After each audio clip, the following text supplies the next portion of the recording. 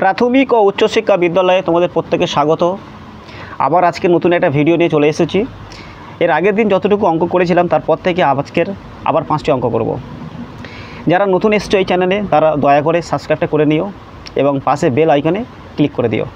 চলো আজকে শুরু করা যায় নতুন একটা ভিডিও এবং নতুন একটা ক্লাসের নতুন একটা টপিক নিয়ে। আজকে যেটি আমরা আলোচনা করব ক্লাস 6-এর গণিত প্রবাহ বই। সেই বইতে আমরা যে অঙ্কটি আলোচনা করব সেটা সরল। আজকে 6-এর দাগে অঙ্কটি হবে। এর আগের দিন যারা ক্লাসটা দেখেছো অবশ্যই করে তারা এই ক্লাসটা দেখবে, আর যারা দেখোনি তারা আগের ক্লাসটা দেখে এসে এই ক্লাসটি দেখবে। এখন 6-এর দাগে অঙ্কটা আমি টুকছি, দেখো তোমাদের সামনে 6-এর দাগে অঙ্কটা কী বলছে দেখো। বলছে এখানে 10 - 3 - 5, 10 - 3 - 5 এবং পাশে একটা অঙ্ক করা আছে। যেহেতু আমরা পরপর দুটি অঙ্ক পাশাপাশি করে দেখছি আমরা, অর্থাৎ এখানে আমরা 20 ভাজিতক 5 ভাজিতক 2 এই অঙ্কটি করার আগে এখানে কিছু নিয়ম আছে, সেই নিয়মটা একটু দেখে নেব আমরা। এখানে নিয়মটা কি বলছে, বলছে সরল অঙ্ক পরপর বিয়োগ বা ভাগ চিহ্ন থাকলে এবং বন্ধনী না থাকলে আমরা বাম দিক থেকে পরপর বিয়োগ বা ভাগ করব। চলো আমরা এখানে কি বলছি ব্যাপারটা দেখে নিই। বলছে এখানে যদি বা বন্ধনী না থাকে, মানে এই যে অঙ্কটি আমরা করছি কোনো বন্ধনী আছে? কোনো বন্ধনী নেই। অর্থাৎ আমরা এই বাম দিক, যেহেতু আমাদের বাম দিক এই সাইডে পড়ছে, আমরা বাম দিক থেকে অঙ্কগুলো করে আসবো। তো দেখো অঙ্কগুলো করছি তোমাদের সামনে। দেখো তো বন্ধুরা, যেহেতু বাম দিক থেকে অঙ্ক করতে বলেছে, আর আমরা দেখেছি সরল করার নিয়ম হলো কি, প্রথমে ভাগের কাজ করব, তারপরে গুণের কাজ, তারপরে যোগের কাজ, তারপরে বিয়োগের কাজ। যেহেতু এখানে দেখো ভাগ নেই, তাহলে বিয়োগ আছে, আর এখানে আর কিছু নেই, শুধু বিয়োগ আছে, আর এইদিকে কিছু নেই মানে যোগ আছে। তার মানে আমাদের এখানে কিছু নেই মানে কী আছে? যোগ। বাম দিক থেকে করতে গেলে আগে এটা করতে হবে। তাহলে 10 থেকে 3 বাদ দিলে কত হয়? 10 থেকে 3 বাদ দিলে 7 হয়, অর্থাৎ 7-এর কাজটা করে নিলাম। -5, -7 থেকে 5 বাদ দিলে কত হয় বন্ধুরা? 5, 6, 7, আমরা 2 পেলাম। অর্থাৎ এই অঙ্কের অ্যান্সারটি পেলাম 2। এবার দেখব আমরা এই অঙ্কটা কত অ্যান্সার পাচ্ছি। এখানে কি আছে দেখো, এখানে আছে 20, এখানে 5 আছে। 5 হলো ভাজক আর 20 হলো ভাজ্য, মাঝখানে ভাগের চিহ্ন। অর্থাৎ যারা ভাগ করতে জানো না, পাশে আমি রাফ করে দেখাচ্ছি, রাফটা দেখে নাও। আমরা 5 দিয়ে আমরা 20টা ভাগ করছি। দেখো যখন 5 দিয়ে 20 ভাগ করব, তাহলে 5 20-র মধ্যে কতবার যাবে? 5 একে 5, 5 দুগুণে 10, 3 5 15, 4 5 20, অর্থাৎ 4 বার। আমরা 4 ঘর গেলাম, 4 ঘর গিয়ে কত পেলাম? 20 পেলাম। অর্থাৎ এর ভাগফল কত? 4। অর্থাৎ আমরা 4টা এখানে বসিয়ে দিলাম। ভাজিত কত আছে? 2। তাহলে 4 দিয়ে যখন 2 ভাগ করবো কত অ্যান্সার পাবো? আবার 2 দিয়ে আমরা 4 ভাগ করছি, দেখো তাহলে 2 দুগুণে কত আসবে? 4 আসবে। অর্থাৎ আমরা এখানে 2 পেলাম। অর্থাৎ এর অ্যান্সারটি 2। তাহলে এর আগের অ্যান্সারটা আমরা কত দেখলাম? 6-এর দিকে 2টি অঙ্ক আছে, একটা দেখলাম 2 আর এখানেও আছে 2। তার মানে এই 2টি অঙ্কের অ্যান্সারটা আমরা সঠিক পেলাম। অর্থাৎ একটা 10-এর সঙ্গে 3 বিয়োগ করে আমরা 7 পেলাম, -5 করে 2 পেলাম। এখানে 20-র সাথে 5, মানে 5 দিয়ে 20 ভাগ করে 4 পেলাম, আর ভাজিতক 2, 2-এর সাথে 4 ভাগ করে আমরা 2 পেলাম। পরে দেখো এখানে লেখা আছে কোষে দেখি 1.1। 1.1-এ কী অঙ্ক বলছে? 1-এর প্রত্যেক ক্ষেত্রে একই মান পাই কিনা দেখি। অর্থাৎ এখানে এ থেকে ই পর্যন্ত অঙ্ক আছে। এখানে দেখো সংখ্যাগুলো কিন্তু সব সমান, শুধু তফাৎটা কী আছে? এখানে 20 + 8 ভাজিতক ব্র্যাকেট 4 - 2 ব্র্যাকেট ক্লোজ। বিদ্যাগ অঙ্কটা কী বলছে? 20 + 8কে এখানে প্রথম ব্র্যাকেট করে দিয়েছে, তারপরে ভাজিতক প্রথম ব্র্যাকেট 4 - 2, তারপরে তোমার প্রথম ব্র্যাকেট পূর্ণ করেছে। এরকম প্রত্যেকটা অঙ্কের শুধু ব্র্যাকেট এদিক ওদিক আছে, অথবা অঙ্কের সংখ্যাগুলো সেম আছে, শুধুমাত্র তফাৎ আছে কি চিহ্ন, এবং তার সাথে আছে কি শুধু ব্র্যাকেটের ভিতরে ব্র্যাকেটের বাইরে সম্পর্ক নিয়ে আমরা এই পার্টে অঙ্কগুলো দেখব। অর্থাৎ দেখি আমরা এক এক করে অঙ্কগুলো করে তার সমাধান কী পাই। দেখো এখানে দেখো আমি লিখে রেখেছি কোষে দেখি 1.1। 1-এর প্রত্যেক ক্ষেত্রে একই মান পাই কিনা দেখি। আমরা প্রথম 1-এর অঙ্কটা ঠুকেছি। এখানে দেখো বন্ধুগণ, এখানে কি করছি অঙ্কটা। এখানে দেখো আমরা প্রথমে জানি আমরা ব্র্যাকেটের ভিতরে কাজ করব, অর্থাৎ প্রথম বন্ধনীর কাজটা কী আছে সেটা আগে করব। এখানে 20 যুক্ত আমরা 8টা বসিয়ে দিলাম। ভাজিতক কত আছে? ভাজিতক ব্র্যাকেটের ভিতরে 4 থেকে 2 বাদ দিলে কত হয়? 4 থেকে 2, 2, 3, 4, এখানে আমরা 2 পেলাম। অর্থাৎ আমরা এখানে 20-র সঙ্গে দেখো আগে যোগের কাজ করব না আগের ভাগের কাজ করব? আমরা দেখেছিলাম আগের ভাগের কাজ, তারপরে গুণের কাজ, তারপরে যোগের কাজ, তারপরে কী দেখেছিলাম? বিয়োগের কাজ। অর্থাৎ আমরা এখানে ভাগের কাজ আগে করব, অর্থাৎ 20টা বসিয়ে দেবো আমরা, এখানে যোগটা বসে যাবে। যখন 2 দিয়ে আমরা 8 ভাগ করব, তাহলে ভাগটা পাশে দেখাচ্ছি, দেখো 2 দিয়ে আমরা কী করছি? 8কে ভাগ করছি। তাহলে 2 হলো ভাজক 8 হলো ভাজ্য, তাহলে 2 একে 2, 2 দুগুণে 4, 3 দুগুণে 6, 4 দুগুণে 8, অর্থাৎ এখানে আমরা 4 পেলাম। 4 দুগুণে কত পেলাম? 4 দুগুণে 8 পেলাম, অর্থাৎ আমরা এখান থেকে ভাগফল কি 4 পেলাম। তাহলে 4টে বসিয়ে দিলাম। যখন 20-র সাথে আমরা 4 যোগ করছি কত পাবো? 20, 21, 22, 23, 24, অর্থাৎ 24-এর 4 নামে হাতে থেকে 2, 2টা বসিয়ে দিলাম। অর্থাৎ এই অঙ্কটি করে আমরা এর অ্যান্সার কত পেলাম? 24 পেলাম। আমরা বির দাগে অঙ্কটা করে দেখব সেখানে কত আমরা অ্যান্সার পাচ্ছি। চলো আমরা বির দাগে তোমাদের সামনে আমি অঙ্ক করে দেখাচ্ছি।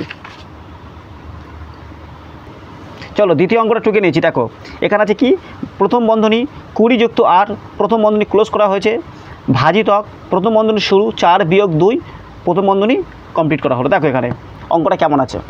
আমরা এখানে কি করব, এর বন্ধনীর কাজটা আগে করব, তারপর এর বন্ধনীর কাজটা করব। তাহলে 8-এর সাথে 20 যোগ করছি, অর্থাৎ 20, 21, 22, 23, 24, 25, 26, 27, 28, তাহলে কত পেলাম? 28 পেলাম আমরা। এই 28 বসালাম। ভাজিত 4 থেকে 2 বাদ দিচ্ছি, 2, 3, 4, অর্থাৎ 2 পেলাম এখান থেকে আমরা।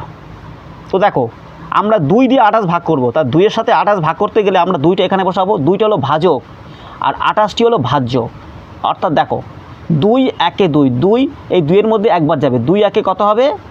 আমরা এখানে 2 দেবো। এই 8টি বসা আছে, 8টা নিচে নেমে দেবো। তাহলে 2 8-এর মধ্যে কতবার যাবে? দেখো 2 একে 2, 2 দুগুণে 4, 3 দুগুণে 6, 4 দুগুণে কত আসবে? 8, অর্থাৎ 4 দুগুণে আমরা কত করব? 8, অর্থাৎ এখান থেকে আমরা ভাগফল কত পেলাম? 14 পেলাম। তো 14টা এখানে আমরা বসিয়ে দেবো। তাহলে আমরা দেখো বন্ধুরা, আগের অঙ্কটা কত পেয়েছিলাম, এখন 14 পেলাম। আগের অঙ্কটা পেলাম কত দেখে নাও। আগের অঙ্কটি আমরা পেয়েছিলাম 24, অর্থাৎ সেম অঙ্ক, শুধু বন্ধনীর বাইরে আর ভিতরে থাকার জন্য অ্যান্সারটা আলাদা হয়ে গেল। অর্থাৎ বন্ধনীর খুবই গুরুত্বপূর্ণ, ভালো করে বুঝে সুঝে তোমরা অঙ্কটা সমাধান করবে, নাহলে পরীক্ষা হলে বা পরীক্ষার খাতায় ভুল করে চলে আসবে। এখন আমরা সিদ্ধাকে অঙ্কটা টুকবো তোমাদের সামনে। সিদ্ধাকে অঙ্কটা কি বলছে দেখো, লক্ষ্য করো। সিদ্ধাকে অঙ্কটা বলছে এখানে 20 বিয়োগ 8, তারপরে কত আছে?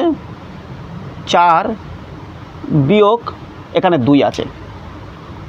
দেখো 20 থেকে 8 বাদ দেবো, অর্থাৎ 20 থেকে 8টা বাদ দিতে গেলে আমরা পাশে করে নেবো। 20 এখানে দিলাম, 20 থেকে আমরা 8 বাদ দিচ্ছি, তাহলে 8, 9, 10 আমরা 2 পেলাম। কারণ এর আগে আমি শিখে দিয়েছিলাম যে নিচেই বড় সংখ্যা থাকলে উপরে ছোট সংখ্যা হলে আমরা পাশে একটা 1 ধরে নিতে হয়। যে একটা ধরলাম সেই একটা আমরা নিচে বসিয়ে দেবো, তাহলে 2 থেকে 1 বাদ দিলে কত হয়? 1 হয়, অর্থাৎ আমরা 12 পেলাম। 12, তাহলে এই ব্র্যাকেটের সাথে এই ব্র্যাকেটের মাঝখানে যে ফাঁকা আছে না, এই ফাঁকার কাজটা কি? ও মানে গুণ। আগের বলে দিয়েছি, আগের ক্লাসটা আমি ব্যাখ্যা করে দিয়েছি। যারা আগের ক্লাসটা দেখুনি তারা অবশ্যই করে আগের ক্লাসটা দেখে এসে এই ক্লাসটা জয়েন করবে। তাহলে ও এর কাজ কি? একাররা এর মানে কি? গুণ, অর্থাৎ আমরা একাররা দেবো, এর মানে হলো গুণ। 4 থেকে 2 বাদ দিলে কত হয়? 2 হয়, অর্থাৎ আমরা 12 দুগুণে কত পাবো? 24 পাবো। অর্থাৎ এর অ্যান্সারটি আবার দেখো, সির দাগে এ আর সির দাগে যে অ্যান্সারটা এসছে দেখো একই এসছে। এখানে এর দাগে অ্যান্সার 24 এসছে, আর সির দাগে অ্যান্সার 24 এসছে, আর বি দাগে অ্যান্সার 14 এসছে। অর্থাৎ অঙ্কগুলো সব সঠিক, শুধুমাত্র বন্ধনীর এদিক ওদিক হওয়ার জন্য দেখো অ্যান্সারটা পাল্টে গিয়েছে, এটাই হলো কারণ।